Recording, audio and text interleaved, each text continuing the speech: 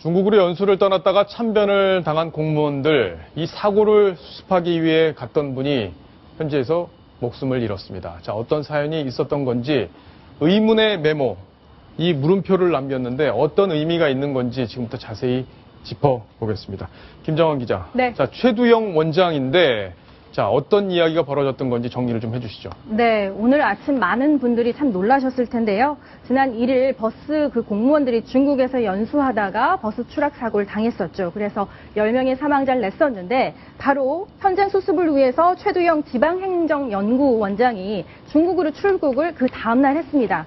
그리고 현지에서 유족들과 여러 가지 장례 절차를 수습하고 있다, 논의하고 있다는 소식이 들렸는데 급작스럽게 바로 오늘 새벽이었습니다. 본인이 묵고 있던 지린성 현지 호텔에서 4층 객실에서 투신했다라는 그 추정이 된다라는 소식이 들려왔고요.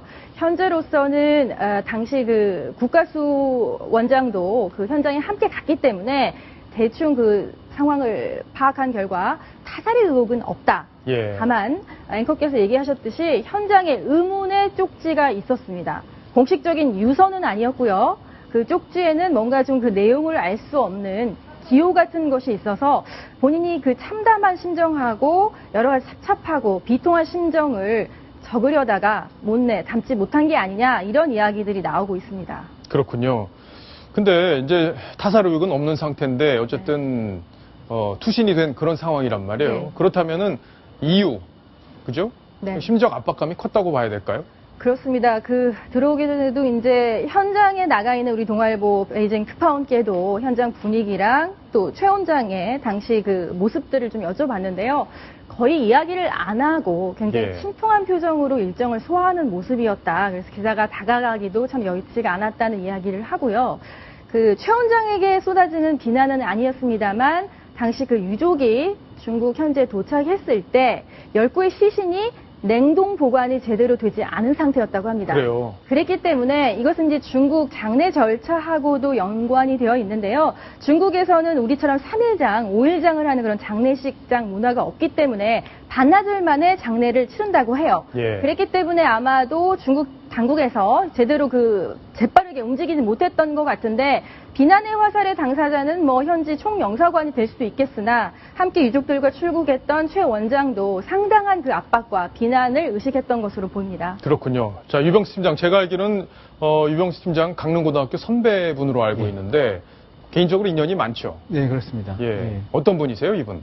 그래서 출근을 하면서 그 속보를 받고 굉장히 가슴이 막 이렇게 그렇게 했는데요. 굉장히 훌륭한 분이시고 그리고 예.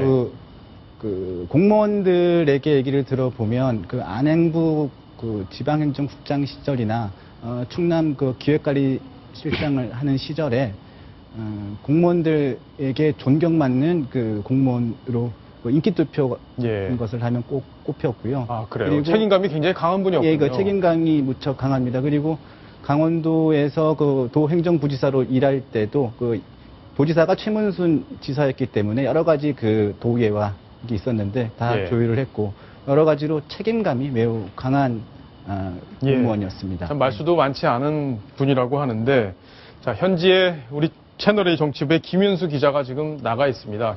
김윤수 기자 전화로 연결해서 자세한 이야기를 들어보겠습니다. 자, 김윤수 기자. 네, 중국 길림성 지안시에 마련된 사고 대책본부에 나와 있습니다. 자, 현지 분위기 좀 먼저 전해주시죠. 네, 우선 최 원장이 숨진 채 발견된 곳은 우리 정부 측의 현장 사고대책본부가 마련되어 있는 호텔 1층 현관 바깥쪽입니다. 최 원장도 이곳에 머물면서 사고 수습을 하고 있었는데요. 최 원장의 소식을 접한 우리 정부 측 관계자들은 당혹스럽다는 반응입니다.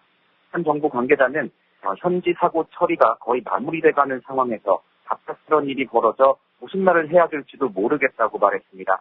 또 다른 관계자는 중국장에서 우리 국민 10명이 죽은 것도 참담한데 최 원장마저 목숨을 잃다니 참으로 비통한 심정이다라고 말했습니다. 잠시 뒤 중국 정부는 최 원장 사망과 관련된 기자회견을 가질 예정입니다. 그렇군요.